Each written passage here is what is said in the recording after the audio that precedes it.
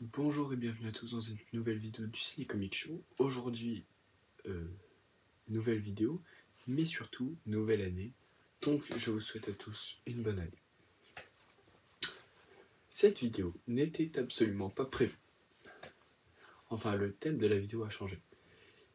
Ce matin, j'ai tourné une vidéo sur l'univers Ultimate. Voilà, ça allait être mon sujet de la vidéo d'aujourd'hui, ma vidéo de la nouvelle année. Il y avait un thème parce que renouveau de Marvel, renouvelle année. Voilà. Et malheureusement, j'ai tourné toute la vidéo, sauf que le son n'a pas été pris. Et étant donné que j'avais 30 minutes de vidéo, les 30 minutes n'avaient pas de son. Ce qui est un problème.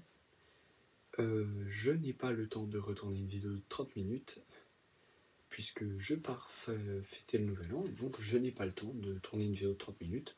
Donc à la place, je vous propose une vidéo des top lectures que j'ai eues cette année, et même des top films.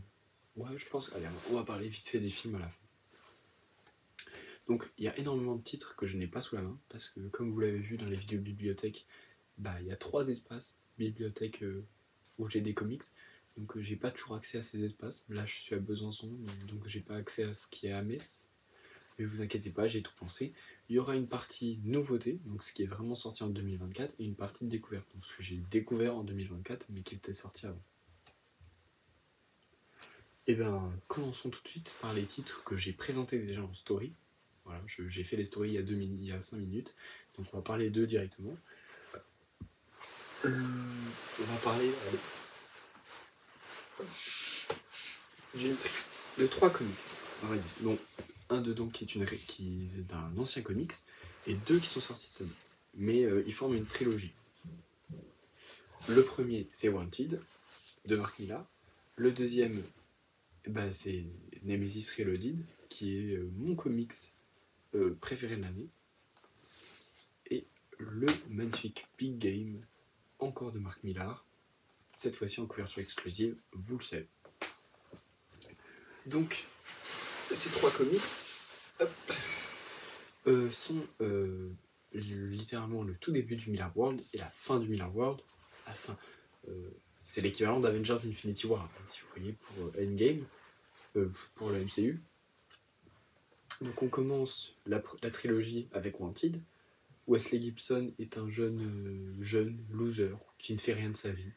Et un jour, on lui apprend que son père est mort. Il ne le connaissait pas, son père. Son père est mort, mais c'était le plus grand tueur que la Terre ait porté. C'était un super vilain. Et il va devoir reprendre son rôle. Le killer, son père, et devient le plus grand assassin de la Terre.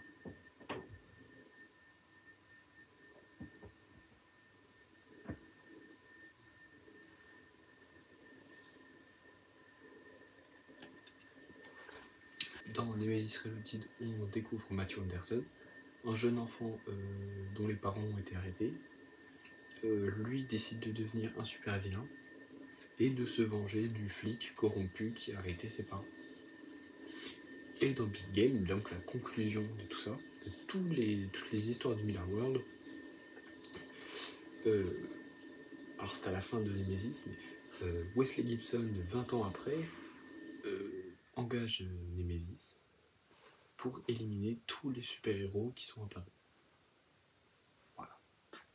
C'est tout, mais c'est super.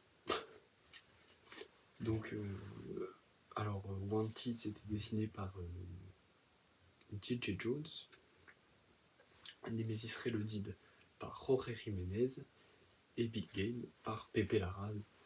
Donc, vous comprenez vite pourquoi j'ai apprécié. En plus de l'histoire, c'est parce que les dessins sont magnifiques. Voilà. Ensuite, on va passer du côté de chez Urban.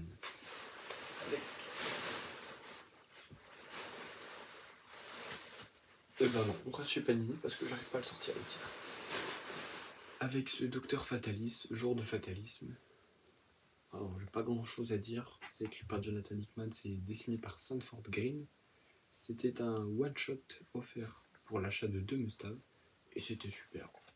J'ai bien aimé ce court récit sur le Docteur Fatalis. Et j'encourage Panini à faire pas plus souvent, mais au moins une opération comme ça tous les ans. C'est... Bah moi ça m'a donné envie d'acheter des Must-Have. J'en ai même acheté 4 parce que du coup je l'ai eu 2 fois. Donc voilà. Hop. Cette fois-ci on parle de Delcourt, puisque voilà, le seul qui est sorti cette année, mais en même temps c'est la conclusion. Comment parler des tops de l'année sans parler de mon chouchou Invincible, qui obligatoirement finit dans ce top. Donc ultime et dernière intégrale d'Invincible, Marc prépare le grand combat contre Trag, contre Robot. Donc la conclusion, je dirais pas que ça m'a fait tirer une larme, mais on n'était pas loin.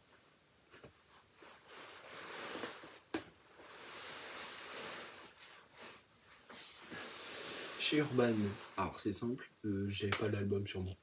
Voilà. Donc je fais comme je peux pour vous le présenter. Et j'ai rien trouvé de mieux que le petit magazine qui était offert. C'est Transformers. À la suite de Transformers 1, qui était au cinéma, qui est une de mes grosses... qui est un de mes films préférés de l'année, et ben j'ai eu une grosse hype Transformers.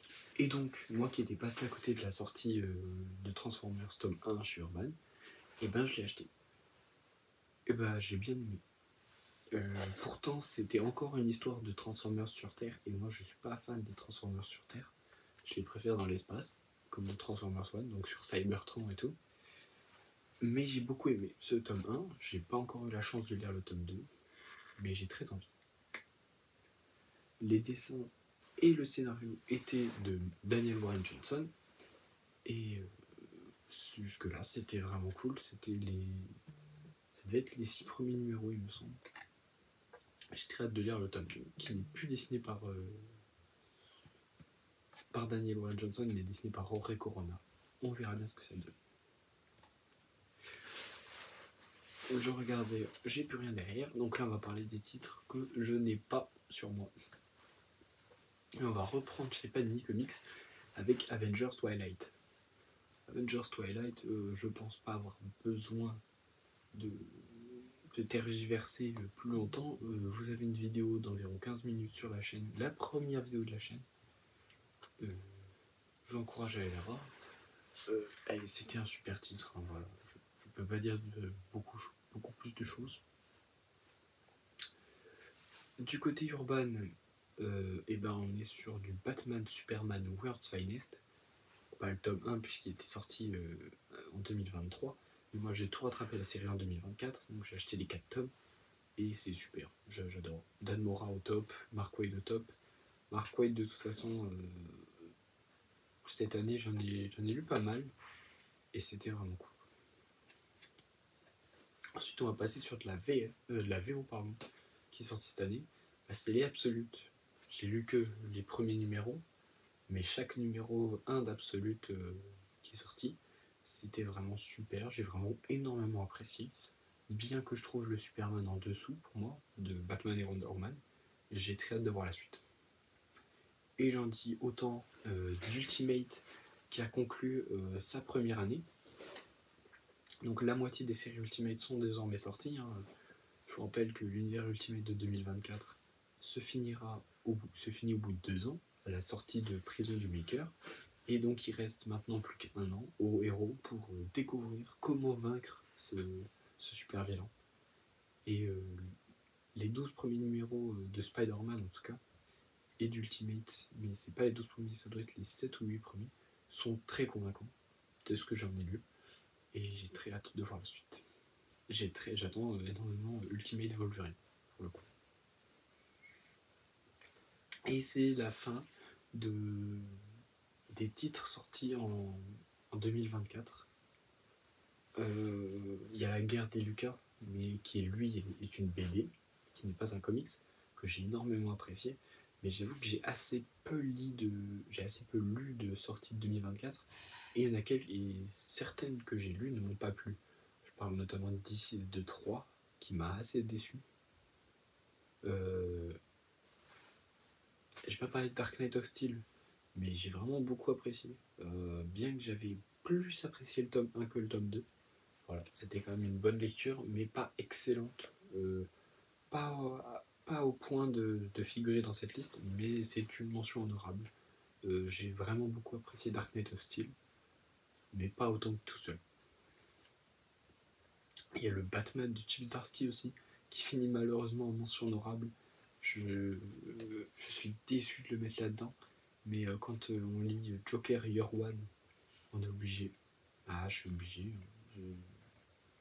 De plus, le tome 1 qui pour moi est le meilleur, et parce que j'adore ce tome 1, ça restera probablement mon histoire favorite de Batman, et ben n'est pas sorti en 2024. Ce qui pour moi aide pas la série. Mais c'est pas grave. Fin des mentions honorables. Parlons maintenant des titres qui sont sortis, qui ne sont pas sortis cette année, mais que j'ai découvert cette année et qui sont pour moi des coups de cœur. Alors pour commencer, on a le Daredevil, le Man Without Fear, donc l'homme sans peur, de, si je ne dis pas de bêtises, John, oula, je vais dire une bêtise, John Romita Jr. et Miller, Frank Miller, voilà, je cherche les noms. J'ai jamais vu Daredevil avant, et c'est parfait. Voilà, du dessin, de l'histoire, c'est parfait. En plus, c'est ça qui m'a fait découvrir la série télé Daredevil. J'ai lu le comics avant de découvrir la série télé, et j'ai adoré. Et pareil, ça m'a fait adorer la série télé, donc que dire de plus, c'était parfait. Ensuite, on va reparler d'Ultimate, et oui, parce que j'ai découvert toutes les séries Ultimate en 2024, que ce soit Spider-Man, Ultimate, Ultimate Wolverine, Ultimate X-Men, pardon, et Ultimate Fantastic Four, j'ai tout découvert en 2024, et c'est pour moi, je dirais pas parfait, mais c'est vraiment excellent sur certains points, surtout les séries Ultimate et Ultimate Spider-Man. J'ai mis quelques réserves sur Fantastic Four et sur les X-Men, qui m'ont pas encore convaincu à 100%, mais j'aime beaucoup quand même. Ensuite, c'est Old Man Logan, un titre culte de Mark Millar, qui est sorti il y a déjà des années dans plusieurs éditions, mais je l'ai découvert en début d'année. J'avais jamais lu parce que je n'aime pas spécialement Wolverine, et j'ai adoré. J'aime pas parce que c'est Mark Millar, j'aime pas parce que c'est Steve McNiven, mais j'aime beaucoup les univers post-apocalyptiques, et c'était Mark Millar, donc j'ai beaucoup aimé. Et on va finir ce classement, enfin presque il me semble, par l'une des séries de comics indépendantes les plus connues, même du grand public, hein. C'est The Walking Dead, que j'ai découvert aussi en 2024, que j'ai eu la chance de lire en intégralité en 2024. Non, pas l'intégralité, j'ai lu le début en 2023 et j'ai fini la série en 2024. Et comment dire, j'ai adoré. Je sais pas si j'ai préféré la série télé aux comics, probablement pas. De toute façon, les arcs que j'ai pas aimés dans la série télé, je les ai pas non plus aimés dans le comics. Je parle notamment de la fin, de l'arc du Commonwealth, dont je suis vraiment pas fan en série, enfin, que j'aime pas du tout en série télé, et en comics, j'aime pas trop. Et l'arc des chuchoteurs, que j'aimais déjà pas en série télé, et que là, en comics, bon, c'est quand même mieux, mais je suis pas un grand fan. Par contre, l'arc de Negan, oh là là, qu'est-ce que c'était bien. L'arc de la prison, l'arc du gouverneur, c'était incroyable, j'ai adoré. Donc, pour moi, ça a été aussi une des grosses découvertes de 2023-2024, mais que j'ai fini en 2024, et dont je suis en train de refaire l'acquisition, puisque je les avais lus en bibliothèque, donc gratuitement, j'avais lu tous les tomes gratuitement, j'avais acheté que le tome 1, et là, avec un énorme coup de chance, j'ai pu trouver, il me semble, 15 tomes d'un coup, à moins de 5 € l'unité, en très bon état, et donc je les ai achetés tout de suite. Et plus j'en ai retrouvé après. Donc là, j'ai désormais du numéro 1 au numéro 21, et j'ai eu tout pour 3 fois moins cher. Donc ça fait vraiment plaisir. Bref, on a fait le tour de mes tops de 2024. Il n'y aura pas de vidéo sur les flops normalement, j'en parlerai vite fait je pense dans le free talk peut-être. En tout cas, il n'y aura pas de vidéo flop à proprement parler, parce que j'aime pas parler de ça. Voilà. En tout cas, mes tops de films sortis en 2024, on a bien évidemment The Substance. On a... vous savez quoi? Je vérifie. Parce que je vais un peu oublier, mais Le Comte de Monte Cristo fait aussi partie de...